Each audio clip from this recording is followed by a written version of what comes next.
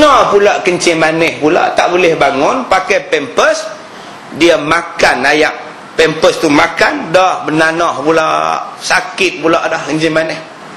Saya tanya pada anak dia, apa punca mak jadi ni, sakit apa? Mak asalnya sakit lutut, sakit ni lenguh-lenguh, suruh pak pergi urut. Pak urut lagu mana tak tahu, putih urat apa, terus bengkak terus. Jaga-jagalah kak-kak ini bila suami urut, abang urut saat ni lenguh sangat ni, suami pun urut belah kiri, tangan kiri, tak terasa pun. Tak terasa, mai aku bagi rasa. Dia picit-picit tuan-tuan, pecah apa tak tahu, terus bengkak sekarang ni. Jadi tuan-tuan yang mana nak urut tu, urut pelan-pelan. Saya naik tingkat atas lagi, jumpa dengan 10 orang pula. Assalamualaikum Ustaz. Waalaikumsalam. Nak ke mana ni? Tengok kawan sakit kanser. Oh, sakit kanser tahap berapa? Tahap kritikal. Bukan 2, 3, 4 lah, tahap kritikal. Apa punca tahap kritikal ni teruk? Sebelum ni tak sedang ke? Dia pergi buat terapi elektronik, terapi elektrik. Kan sekarang ni duk famous terapi buh elektrik, buh karan tu. Tak tahu dia Ustaz ni, di Ipoh tengah duk famous sekarang ni. Dia ni tak tahu yang dia ada penyakit kanser.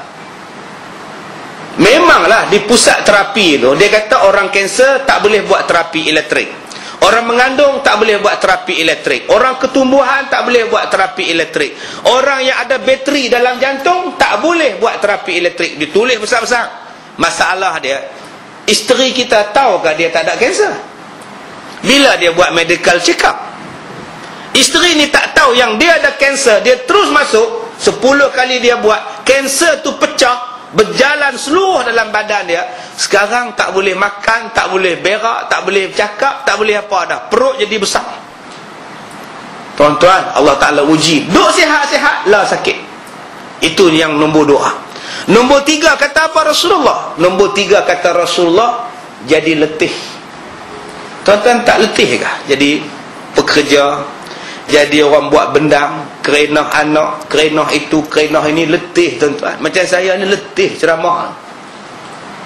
Saya malam ni saya tak balik Ipoh, saya nak pergi Setiawan. Pagi besok pukul 9 saya ada di Setiawan, pukul 2.30 petang pun di Setiawan, malam besok pun di Setiawan. Tak balik Ipoh dah. Letih tuan-tuan. Allah uji kita dengan letih. 3 benda ni Allah uji kita. Pertama, susah hati. Yang keduanya, sakit. Yang ketiganya dengan letih. 3 benda ni Allah uji. Siapa-siapa yang sabar ni, Allah hapuskan dosa dia. Siapa-siapa yang sabar ni, Allah naikkan darjat dia. Yang saya nak sebut, kita hidup ni dah letih, takkan mati pun nak letih lagi. Apa yang tuan-tuan tak ada masalah? Macam-macam masalah. Tambah saya orang Perak, lagi banyak masalah. 2-3 tahun ni masalah saja tuan-tuan, tak habis-habis masalah. Tuan-tuan tak apa, di Kedah ni aman, Kedah permai, tenang aja, Kedah sejahtera, senang aja. Kami di Perak nu lama pun Perak pecah belah saja. Letih tuan-tuan. Takkan kita nak mati nak kena susah dalam kubur? Takkan kita mati nanti nak kena balon dalam kubur? Kalau boleh kita mati nanti tenang dalam kubur, tidur je sampai hari kiamat. Tuan-tuan tak mau ke macam itu? Dalam kubur ni tak ada kena soal, dalam kubur ni tak ada apa-apa lah, memang tidur sampai kiamat, sampai tiup sangkakala baru bangun. Kita nak rehat. Bagaimana nak rehat macam itu? Jawapannya tuan-tuan, kena baik dengan Allah, kena baik dengan sesama manusia. Kalau kita baik dengan Allah, dengan manusia kita tak baik, tetap tak jadi apa. Kalau dengan manusia baik, dengan Allah pula jahat, tetap tak jadi apa. Sekarang kita nak, biarlah kita susah sikit, semayang susah, puasa susah, buat haji susah, mengaji pun susah, semua susah. Janji kita senang di dalam kubur. Baik, wama yastawil a'ma wal basir wala zulumat wala zulumatu wala nur wala zillu wala harur wama yastawil ahya'u wala amwat, dan tidaklah sama orang yang buta dengan orang yang melihat. Ada satu ustaz dulu, dia ni ustaz tabung haji, bawa orang pergi umrah, pergi haji tiap-tiap tahun. Lah dia buta. Baru ni saya jumpa di Ipoh, spesialis hospital. Dia bukan nampak, Saya lintas depan dia buat dek je. Baru saya teringat lah, ustaz ni tak nampak. Dulu saya tengah ceramah, dia masuk selamba je, dia tak nampak. Dia perasan tempat dia kursus haji. Saya kata, ustaz, bilik ustaz sebelah buat kat hotel. Minta maaf ustaz, anak tak nampak. Buta tuan-tuan. Saya forum dengan dia 3 kali, forum perdana. Sekarang dia buta. Sebab apa buta? Kencing manis kuat. Dia tangkap wayar mata ni, sekarang tak nampak dah. Tuan-tuan tahu tak Nabi sebut, orang yang buta selepas dia celak, kalau dia sabar dan dia redha dengan butanya, syurga tempat dia. Sebab mata lah yang paling tuan-tuan sayang. Tuan-tuan sayang mata ke sayang tangan? Memanglah dua-dua sayang. Paling sayang yang mana? Tangan ke mata? Tak tahu sebut. Jawab sendirilah. Dua-dua sayang ustaz. Yang paling sayang apa? Mesti mata. Apa makna ada tangan kalau mata tak nampak? Abang, lawanya kereta tu, aku sepak hang lagi kot. Aku tak nampak ni. Nampak tuan-tuan, mata ni nikmat. Benda yang paling kita sayang ialah mata. Sebab tu kalau dapat anak, kita sebut cahaya mata. Ada tuan-tuan sebut cahaya kaki. Awak hang seronok din, Allah, aku dapat cahaya kaki. Nah, tak nampak cahaya kaki ni. Tapi kalau sebut cahaya mata, mesti orang faham, itulah anak kesayangan kita. Sebab tu Nabi sebut, siapa yang hilang matanya kerana buta, dia redha dan sabar, Allah ganti dia dengan syurga. Tapi buta semula jadi. Jangan pergi ambil gerpu. Jangan pergi ambil gerpu pula, pergi cocok lagu Kasim Selamat tu, yang tu tak dapat. Antara sahabat Nabi yang buta siapa? Abdullah bin Abbas radhiyallahu anhuma. Dia buta. Dia sahabat Nabi yang paling alim dalam bidang tafsir. Segala uraian tafsir orang rujuk kepada Abdullah bin Abbas. Tetapi di hujung nyawanya dia buta. Sahabat Nabi ni buta. Tuan-tuan tahu tak sebab apa dia buta? Tadi ustaz tadi buta kerana kencing manis. Yang Abdullah bin Abbas pula buta kerana banyak menangis pada waktu subuh. Orang tanya dia, Pak, siapa kamu buta? Dia kata, sebab aku teringat ayat wal mustaghfirina bil ashar, orang yang minta ampun pada waktu sahur. Maka dia pun bangun tiap-tiap kali sahur. Dia bangun waktu sahur, balik setengah jam sebelum subuh, dia menangis istighfar pada Allah, astaghfirullah, astaghfirullah, sampai menangis tuan-tuan. Cukup 10 tahun buta. Masya Allah. Punya takut dengan Tuhan sampai jadi buta. Tuan-tuan fikir sendirilah. Kita ni dosa punya banyak. Teriak macam mana? Bila kita teriak tuan-tuan? Sebab tu kalau kita tak boleh teriak, buat-buatlah teriak dalam sembahyang. Jangan bunyi sudah. Jangan jangan. Allah, jangan. Teriak saja.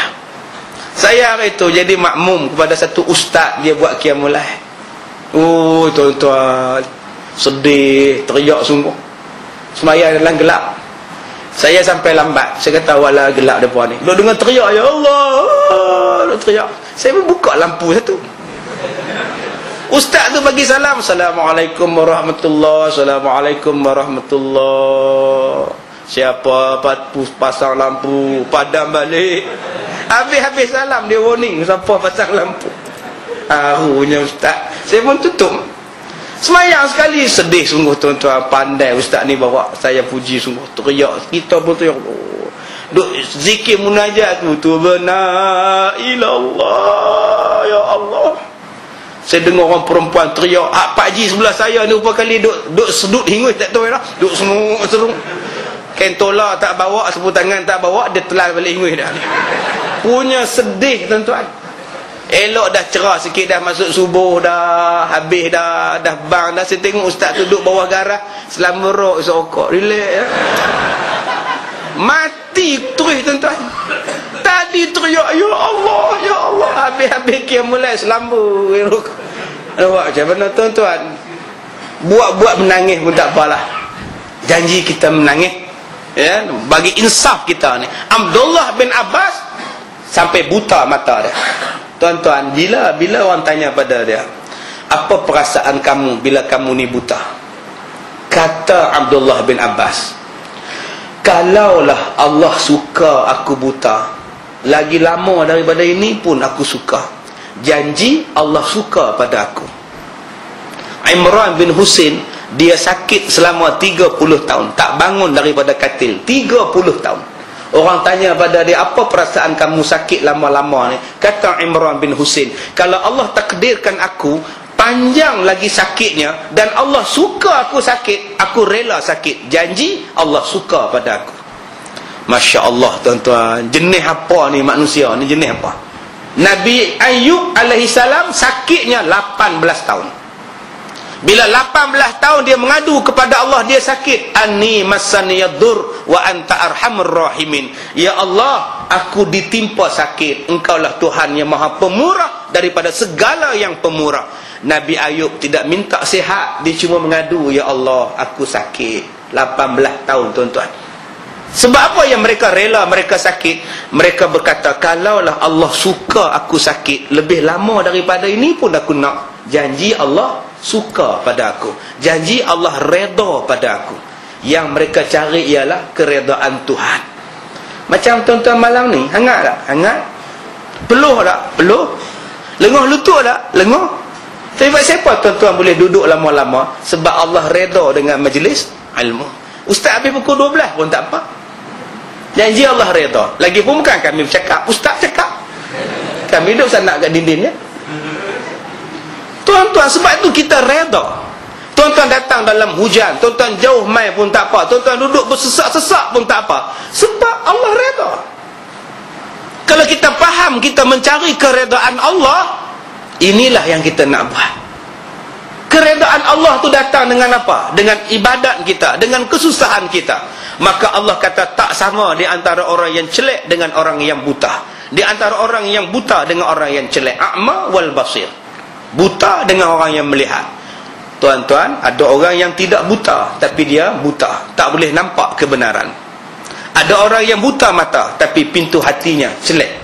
Wala zulumatu ila nur wala nur, dan tidak sama kegelapan dengan cahaya.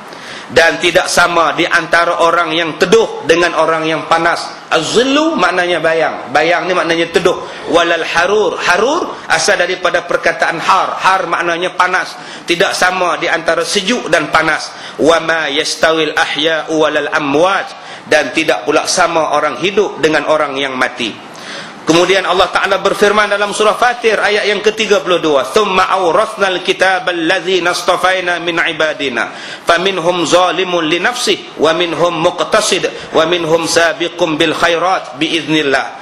Kemudian kami wariskan kitab ini kepada orang-orang yang kami pilih di antara hamba-hamba kami, lalu di antara mereka ada yang menzalimi diri mereka, dan ada di antara mereka yang pertengahan, dan ada pula di antara mereka yang lebih dahulu berbuat kebajikan dengan izin Allah. Tuan-tuan, kita sekarang ini termasuk dalam ayat 32 ini. Kita ni kata Allah diberikan ilmu, diberikan kitab Al-Quranul Karim. Kita terbahagi pada 3. Yang pertama, orang yang dapat Quran tetapi dia tinggalkan Quran. Orang ini dipanggil menzalimi diri dia sendiri. Dia berhukum bukan dengan hukum Tuhan. Maka Allah Ta'ala akan menurunkan azab. Wala nuziqannahum minal azabil adna dunal azabil akbari la'allahum yarja'un. Bukankah Allah sebut dalam surah Sejadah tu? Allah Ta'ala kata siapa yang dapat Quran, siapa yang dapat kitab, tak mengamalkan kitab, kami turunkan azab yang kecil dahulu, sementara nak dapat azab yang besar di hari kiamat. Azab yang kecil inilah yang kita duk rasa sekarang. Negara jiran sebelah gempa, kita duk terasa. Jadi susah hati dengan tsunami, dengan gempa bumi. Yang inilah yang kita duk terasa sekarang. Tidur malam tak lena, perompak masuk dalam rumah. Yang inilah yang kita rasa tak seronok sekarang. Maksiat terlalu banyak, buang budak terlalu banyak, rompakan terlalu banyak, pembunuhan terlalu banyak. Keamanan sudah hilang. Sebab Allah Ta'ala sebut dalam surah Sajadah yang kita baca tiap-tiap hari Jumaat, kamu dapat kitab, kamu dapat Quran, tapi kamu tak buat, kamu menzalimi diri kamu sendiri. Sekarang rasalah azab yang kecil dahulu, dipanggil sebagai azab dunia, sebelum dapat azab yang besar di hari kiamat. Golongan yang kedua, golongan yang dapat kitab, ialah golongan yang pertengahan. Golongan yang pertengahan. Dia buat ibadat, dia pakai Quran, Dia pakai yang mana setakat dia mampu. Ini golongan yang kedua. Golongan yang ketiga kata Allah, golongan yang cepat-cepat nak buat, golongan yang bersungguh-sungguh nak buat, nak ikut apa yang Quran kata. Sebab itu kaedah Islam senang. Kalau kita tak mampu nak melaksanakan hukum hakam Islam, tolonglah jangan menghalang orang yang nak melaksanakan hukum hakam Islam. Kalau kita kata kami tak mampu nak buat, kalau kamu tak mampu, kamu duduk diam-diam, biar orang lain mampu buat, dia buat. Masalah dia, kamu mengaku kamu tak mampu buat, tiba-tiba kamu halang orang lain yang nak buat. Yang inilah yang jadi masalah. Dah kamu tak boleh buat, bagilah orang yang nak buat. Dah kamu tak mau buat, bagi pada orang yang nak buat. Maka golongan penghalang inilah yang banyak. Akhirnya bila menghalang daripada kerja-kerja Islam, kerosakanlah yang akan menimpa. Dan bila kerosakan itu datang, yang nak dekat Islam pun kena juga, yang tak mau Islam pun kena juga, yang nak Islam pun kena. Tuhan turunkan bala merata. Demikianlah telah kita lihat bahawasanya manusia ini berperingkat-peringkat dan saling mempunyai kelebihan. Begitulah pula dalam hal amal, mereka bertingkat-tingkat dan saling melebihi di antara satu sama lain. Tuan-tuan, ada pelajar saya 2 bulan kita buka tahfiz, 3 bulan buka tahfiz, dia boleh ingat 7 juzuk Quran. Ini genius, tuan-tuan. Genius. 3 bulan dia boleh hafal 7 juzuk. Terror dia. Ada orang yang 7 bulan 1 juzuk pun susah. Akai tak sama. Saya dah sebut pada tuan-tuan tentang adik Darwisha yang umur dia 3 tahun setengah boleh ingat 2 juzuk Quran, sekarang duduk hafal surah Muhammad. Umurnya 3 tahun setengah. Akai tak sama. Ada orang dia boleh tengok sekali, dia boleh faham dah. Ada orang yang berkali-kali diberi faham, tak faham-faham lagi. Dia tak sama. Jadi tuan-tuan, sebenarnya kelebihan-kelebihan ini Allah Ta'ala bagi pada semua orang. Macam saya ni pandai bercakap, belum tentu saya pandai buat benang. Tuan-tuan yang tak pandai bercakap, tuan-tuan buat padi, tuan-tuan tanam padi, tuan-tuan kemah. Saya tak kemah di situ.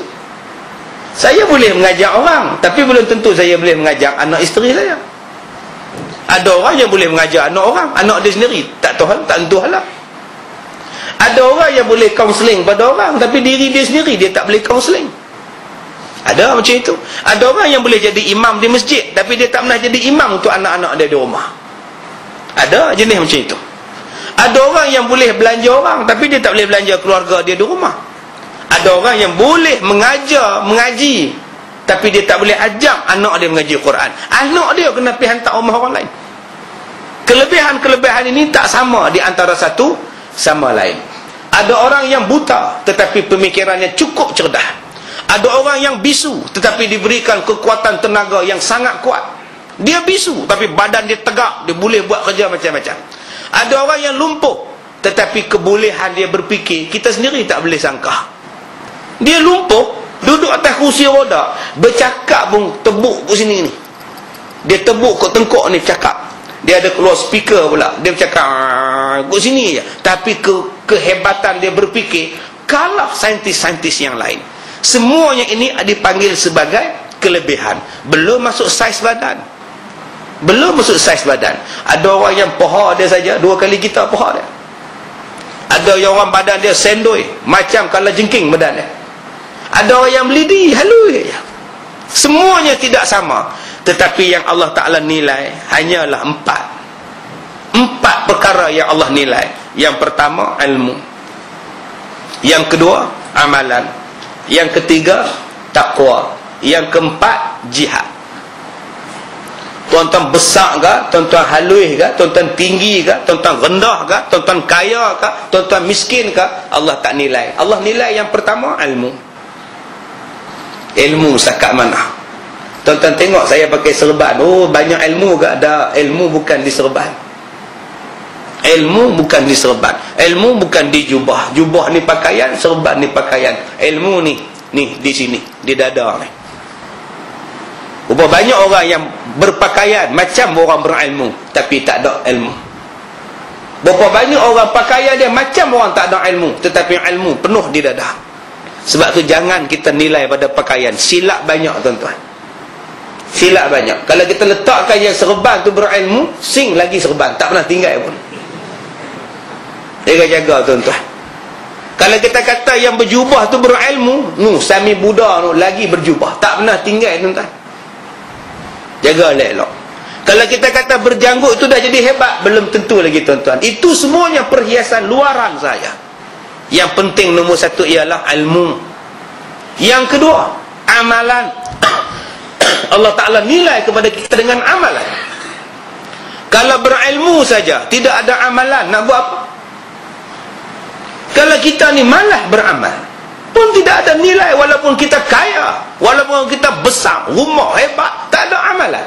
Baca Quran tak erti, semayang tak erti, apa pun tak erti, satu sen tak ada nilai di sisi Tuhan. Walaupun kita keturunan ulama sekalipun, tok kita ulama, tok kita tok guru, kalau hang ulak dalam semak, Allah tak nilai keturunan kamu. Yang ketiganya, Allah nilai taqwa, ketaatan kepada Allah Subhanahu wa ta'ala. Jangan hina orang kerana kulit dia gelap, jangan hina orang kerana hodoh dia. Bilal bin Rabah paling gelap nak bandingkan dengan kita, Khabab paling miskin nak dibandingkan dengan kita, tetapi suara Bilal bin Rabah berkumandang sampai ke langit kerana ketakwaan dia.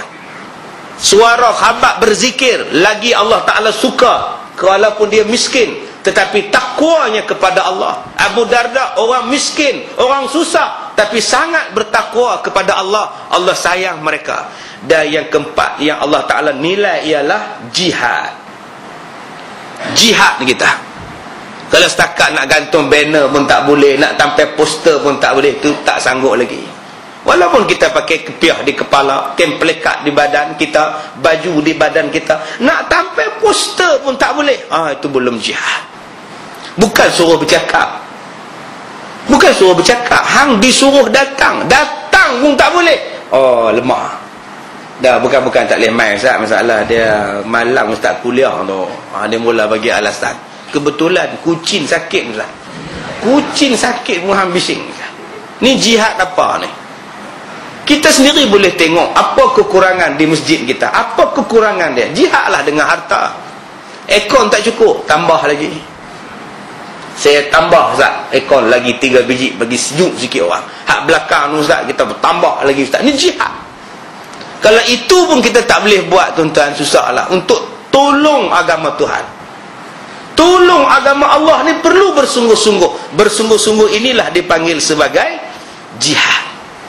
Kalau duduk lama pun tak boleh mengaji, leceh.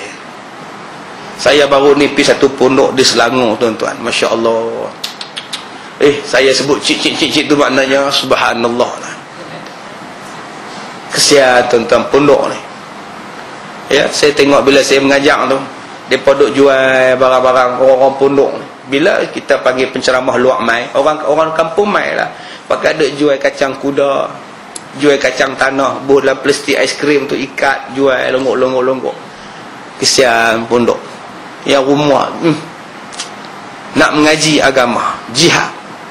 VCD tu, televisyen tak salah, kita channel di tangan kita, remote di tangan kita, kita lah yang kontrol.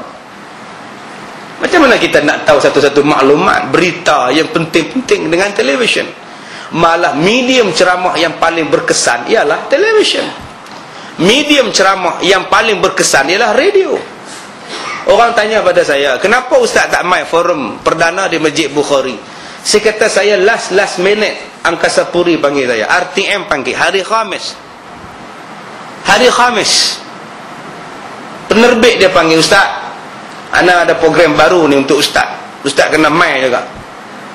Saya kata, bila? Besok. Allah, saya forum ni tadi dah sebulan minta ni, tolong Ustaz, ini khas siaran langsung ni Ustaz, on air ni. Tak apalah, saya pergi lah.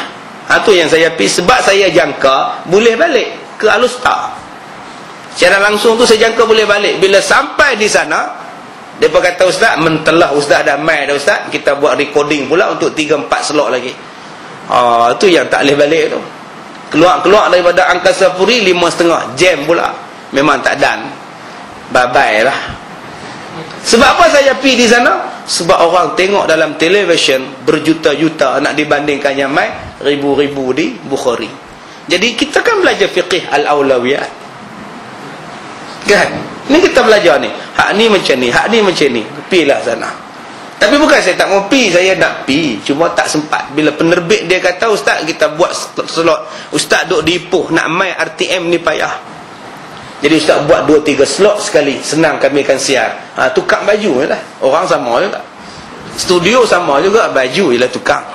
Jadi tuan-tuan, kita kena tengok di sini tentang pentingnya televisyen. Televisyen itu kalau digunakan betul-betul untuk manfaat, alangkah bagusnya. Tapi sayang, televisyen digunakan untuk benda yang tak patut-patut ditengok, akhirnya merugikan kita. Kalaulah televisyen buat ceramah agama macam ni, ustaz tak payah ceramah dah di masjid. Tuan-tuan pergi ke Brunei Darussalam. Di Brunei Darussalam, kuliah maghrib siaran langsung. Siaran langsung tuan-tuan, pukul 8.30 lepas berita. Hari ni buat siaran langsung, ustaz di mana agak? Buat satu Brunei tengok. Sampai dah masanya tuan-tuan, kerajaan kena fikirkan benda ini. Kalau kita boleh buat konsert siaran langsung, kalau kita boleh buat penganugerahan siaran langsung, kerana apa? Ceramah agama, kuliah maghrib, bukan forum perdana. Forum perdana pun dah siaran langsung.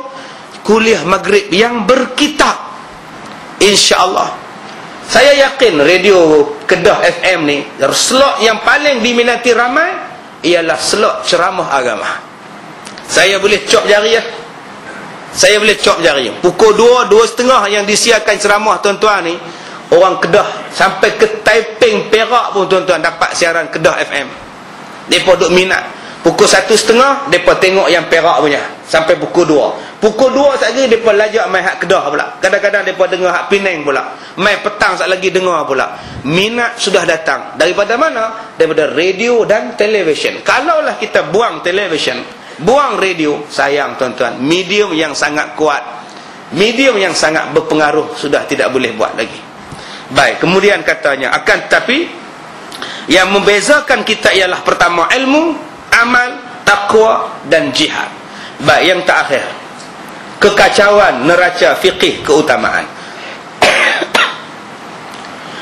Sekarang ini menimbulkan kepada kita tentang kekacauan, pertimbangan mana yang kita nak buat, antara nak kahwin ataupun nak belajar. Sekarang yang jadi duk kacau ni, duk pun di balin, duk kena balin saja. Nak kahwin ke, nak taat pada mak ke, nak sambung belajar ke? Tuan-tuan tengok ni, ni hak duk bincang ni. Mana besar, kahwin umur 15 tahun ataupun sambung belajar, ambil SPM, masuk universiti, kerja, ataupun taat pada mak? Maka banyaklah orang yang pilih kahwin. Pasal apa? Saya cinta pada dia. Inilah dipanggil sebagai kekacauan di dalam fiqh keutamaan. Saya susah hati ustaz, antara isteri dengan mak saya, mana yang saya kena buat baik? Isteri kata macam ini, mak kata macam ini. Antara mak dengan isteri saya, mana yang saya nak ikut? Ini nama dia kekacauan. Dia tak tahu. Tadi ada satu orang telefon saya, anak dia kerja dengan syarikat construction bukan Melayu, dan syarikat ni buat sekolah, syarikat ni buat bangunan, dan baru hari ni dapat tender, lulus dah tender ni, dapat buat projek gereja. Anak dia tukang jaga bahagian site project. Jadi saya nak tanya pada ustaz, haruskah, halalkah, haramkah anak saya kerja duk jaga pembinaan sebuah gereja ni? Ini dipanggil sebagai kekacauan neraca. Mana nak buat? Mana nak buat? Kekacauan neraca fiqih. Dia mengandung tanpa nikah. Suaminya tak nak, laki-lakinya tak nak kahwin dengan dia. Nak gugur ke, nak bela ke budak yang dia mengandung tanpa nikah ni? Ini dipanggil kekacauan di dalam masyarakat. Kekacauan-kekacauan inilah tuan-tuan yang akan berlaku dalam kehidupan kita sehari-harian. Yang mana kita nak buat, yang mana kita nak pilih, yang inikah, yang itukah? Maka wajib kita belajar supaya pilihan kita menjadi tepat. Supalah tuan-tuan main mengaji ni pun kekacauan juga. Ustaz ni mai, ustaz ni mai. Antara dua ustaz ni mana aku nak mengaji? Aku pening. Ustaz Kazim ke Ustaz Kazam? Kazim Kazam. Pi lambung duit. Sen Kazam, parlimen Kazim. Tengok-tengok tak jatuh pula duit tu, duduk tegak diri pula. Tu yang tak main mengaji, duduk di rumah tengok TV relax. Antara Kazim dengan Kazam, mana satu ni ustaz? Oh, yang ni kita duduk bincang. Betul dua-duanya mengaji, betul dua-duanya kuliah maghrib, betul dua-duanya berkitab. Antara Kazim dan Kazam ini mana yang aku nak pi? Fiqh memberikan jawapan. Setiap jawapan mesti ada dalam Islam. Dia tidak ada istilah luah mati mak, telan mati bapa. Dalam Islam tidak ada. Saya ni serba salah ustaz. Luah mati mak, telan mati pak. Tak usah luah, tak usah telan. Jawapannya ada. Kita mula nak start lah tentang belajar dalam bab ini. Kita dah mula dah nak belajar ni. Bila berlaku yang ini, apa kita nak buat? Bila berlaku yang ini, apa kita nak buat? Baik. Orang yang mahu mengamati kehidupan dalam pelbagai aspek kehidupan, sama ada aspek kebendaan, material, ataupun bukan material, aspek kerohanian, ataupun pemikiran, ataupun sosial, ataupun ekonomi, ataupun politik, atau lain-lainnya, maka mereka akan mendapati kekacauan yang serius dalam membuat timbangan. Dalam bidang politik pun tuan-tuan kacau. Yang tu ke yang ni ke yang tu. Tuan-tuan kacau. Hak ni kata macam ni, yang ni kata macam ni. Serupalah dalam bidang ekonomi pun. Tuan-tuan nak beli kereta pun tuan-tuan kacau. Elok dah nak beli yang ni, kawan pula tahan. Jangan mat, dia punya gearbox tu beli yang ni pula. Elok nak beli yang tu pula, mat jangan mat, pedal minyak ada mat, bila hang tekan dia tak mau naik mat, dia terus dia mat. Semuanya ada kekacauan pemikiran. Jadi dalam kehidupan gini, fiqhlah penyelesaian masalah dia. Bila kita tidak mengambil Islam, tidak mengambil fiqh sebagai jalan penyelesaian dia, banyaklah orang yang tersilap. Dia putih tunang, dia tak boleh terima hakikat tunang dia putihkan. Lagi seminggu dia nak kahwin, dia ambil pisau belit, berak, dia potong urat nadi dia. Adakah itu penyelesaian dia? Adakah itu penyelesaian yang terbaik? Dia balik rumah pukul 2 pagi, kejut isteri dia, "Bah, aku berhajat ni." Bah kata, orang tidur berhajat pula. Tak bagi jaga. Dia ambil cuka, dia simbah isteri dengan cuka getah, hanya kerana tak layan di atas katil. Adakah itu neraca pertimbangan? Sekarang jadi apa? Polis tangkap dia, isteri dia cacat seumur hidup. Adakah itu neraca pertimbangan yang perlu dibuat? Pak Wu dia kata, "Pah, mai kita kahwin." Tapi Pah masih belajar. Tak apa, kamu dah cukup 16 tahun. Tapi mak tak bagi. Biarlah, mak lah, kita je penting kita kahwin. Nak ikut mak ke nak ikut Pak Wu? Ini yang banyak berlaku sekarang ni tuan-tuan. Yang banyak berlaku dalam kehidupan kita. Adakah kita patut buat yang ini atau kita patut buat yang ini? Serupalah kita nak pilih menantu. Nak pilih menantu, kita kacau pemikiran kita. Nak ambil yang itu atau nak ambil yang ini? Sebenarnya kalau kita ikut agama, kita tak kacau pemikiran kita. Yang kacau pemikiran kita sekarang ialah kita tidak mau ambil agama sebagai jalan nak menyelesaikan masalah itu. Bila tuan-tuan tak ambil jalan agama, memang jadi kacau. Baik, di seluruh negeri Arab dan Islam, kita menemukan pelbagai kenyataan yang sungguh menghairankan, iaitu adanya kecenderungan mendahulukan hal-hal yang berkaitan dengan masalah seni. Yang masalah seni ini didahulukan. Cuba tuan-tuan tengok anugerah untuk seni. Rumah sebiji, banglo sebiji, kereta sebiji, 360,000 dia buat balik. Belum masuk lagi barang emas, belum masuk lagi. Seni ni sangat diutamakan, dan diutamakan kemewahan kebendaan daripada perkara-perkara yang terkait dengan masalah ilmu dan masalah pendidikan. Cuba tuan-tuan tengok sendiri, untuk anak-anak seni berapa banyak anugerah dan pangkat pingat diberikan. Tiap tahun dapat title. Sampai tak tahu dah nak bagi kat siapa. Punya hebatnya jadi anak seni, jadi orang seni. Diberikan ruang yang sangat bebas dalam hiburan, ruang yang sangat bebas dalam media, untuk mereka menyanyi sepuas-puasnya, Untuk orang agama, berapa minit di dalam televisyen. Tuan-tuan fikirkan. Begitu juga dalam bidang seni, kata dia, yang berlaku sekarang ini dalam paper. Daripada artis beranak sampailah artis bercerai, sampai artis buat dadah, semuanya muka depan.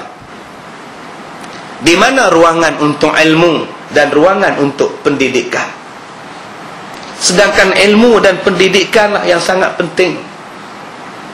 Bajet untuk ilmu dan pendidikanlah yang penting. Ada penyanyi yang sekali menyanyi bayaran dia 25,000 satu lagu. Bukan sekali nyanyi, satu lagu. Kalau 5 lagu, tuan-tuan bayangkanlah berapa dia dapat. Untuk ustaz sekali mengajar, berapa dia dapat? Ustaz tu mengajar sampai naik buasir lah.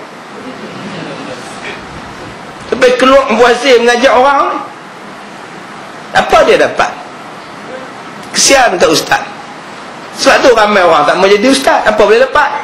Ramai orang nak jadi artis. Sebab artis semua dia diberikan tempat. Dalam kaitannya dengan aktiviti pemuda misalnya, kita melihat kenyataan bahawa sukan selalu memperolehi perhatian yang lebih daripada latihan intelektual exercise. Sukan lagi diberikan perhatian daripada exercise pemikiran. Debat itu exercise pemikiran.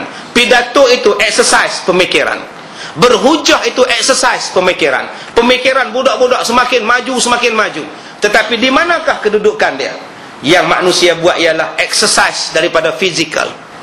Kesukanan itu yang dilebihkan.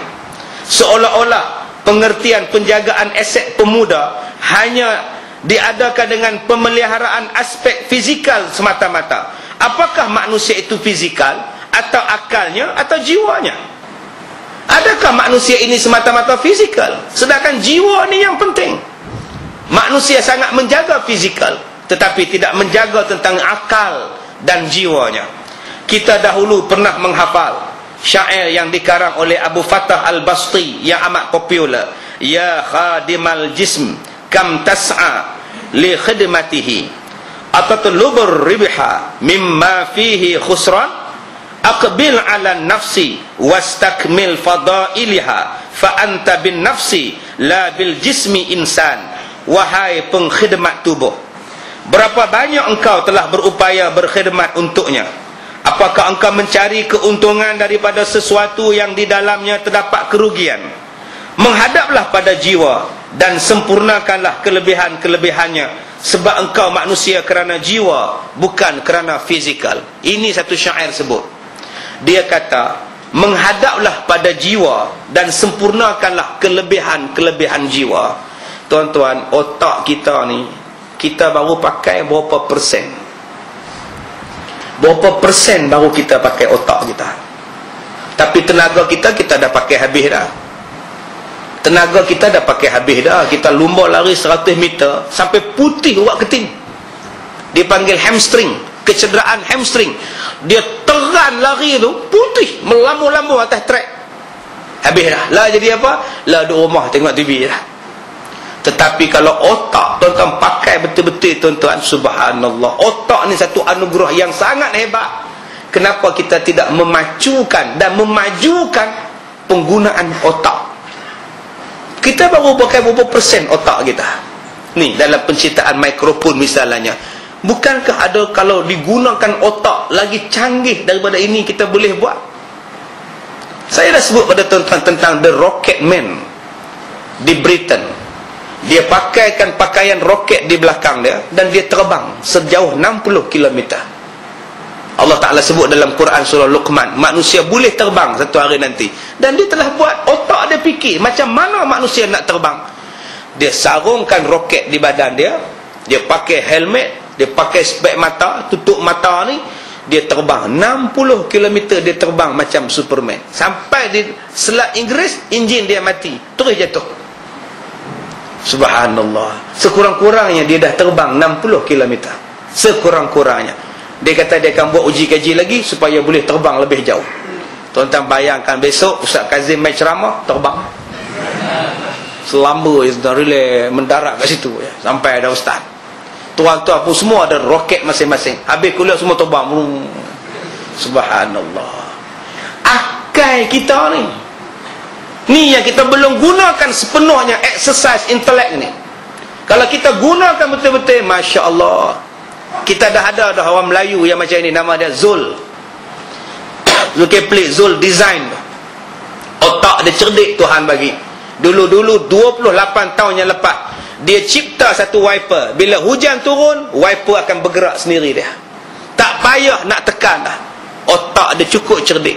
Tapi orang Melayu kata, alah ni tak lama ni, pusing 4 kali patah wiper dia. Bangsa kita tak pernah sokong tuan-tuan. Sekarang Mercedes, BMW, semua guna sistem itu. Hujan turun, automatik wiper dia jalan. Zul Design dah buat 28 tahun yang lepas. Tapi orang kita tak pernah bagi sokongan. Dia dah buat dah tuan-tuan. Kereta boleh berjalan sendiri. Orang Melayu kata hantu raya. Sekarang tuan-tuan, BMW dengan Bentley dah boleh buat dah. Kereta Bentley harga dia 1.6 juta tuan-tuan. Kereta tu start enjin, aircon terpasang, gear masuk sendiri, jalan. Tapi kalau kereta lain tahan, dia tak jalan juga lah. Daripada tengah padang tu dia boleh main kat kita. Subhanallah. Allah Ta'ala sebut, alam tarau annallah sakhara lakum ma fis samawati wa ma fil ard. Bukankah kami telah memudahkan perjalanan kamu di langit dan perjalanan kamu di bumi. Kalaulah kita gunakan otak kita tuan-tuan, senang kita mengajar orang. Dulu kita mengajar alik dati a, alik bawa i, alik dapan u, a i u. Nak sebutnya 3 a i u. Lambat tak? Baik sebut tu a i u. Dulu kita dah ajar alik dati a, alik bawa i, alik dapan u, a i u. Yang nak sebutnya a i u. Sekarang tu saya sebutlah alik dati a, lambat a i u. Namanya iqra qiraati. Berapa senang hari ni. A i u, ba ba ba, ta ti tu. Nampak? Senang tak? Senang. Dulu alik dati a, alik bawa i. Jenuh nak habis nak dapat a i u tu payah. Sekarang tan tin tun. Dulu ta dua di atas tan, ta dua di bawah tin, ta dua dapan tun, tan tin tun. Ui lamanya. Baik terus sebut tan tin tun. Kan senang sebut. Itu namanya akal. Bagaimana nak mengajar orang semakin mudah. Baik tuan-tuan, cukup sekadar itu. Kita dah cukup masa dah. InsyaAllah kita akan mulakan pelajaran kita. Nak tahu bila berlaku pertembungan pilihan, berlaku pertembungan mana yang kita nak buat, maka kita akan belajar mulai insya-Allah pada bulan hadapan. Pertembungan-pertembungan, kekacauan-kekacauan pemikiran. Saya minta maaf jika terkasar bahasa. Wabillahi taufiq wal hidayah. Assalamualaikum warahmatullahi wabarakatuh. InsyaAllah pada 15 hari bulan ini saya ada ceramah di Masjid At-Taqwa, Kampung Jerlun. Di mana ya? Kampung Jerlun. Jerlun lah. Ya. Di Masjid At-Taqwa pada hari Khamis 15 hari bulan. Ya. Kampung Jerlun. Bismillahirrahmanirrahim. Alhamdulillahi Rabbil Alamin. Wassalatu wassalam ala Rasulillah wa ala alihi wa sahbihi ajma'in. Allahumma inna naj'aluka fi nuhuri a'da'ina wa na'udzubika min syururihim. Allahumma baddid syamlahum wa farriq jam'ahum wa syattid kalimatahum wa zalzil aqdamahum wa sallit alaihim kalban min kilabik ya qahhar jabbar ya muntaqim. Allahumma ya munzil al-kitab wa ya mujri as-sahab wa ya hazim al-ahzab ihzimhum wansurna alaihim walhamdulillahi rabbil alamin wallahu a'lam. Huwa khairu khalqillahi rahmatun bil alamin.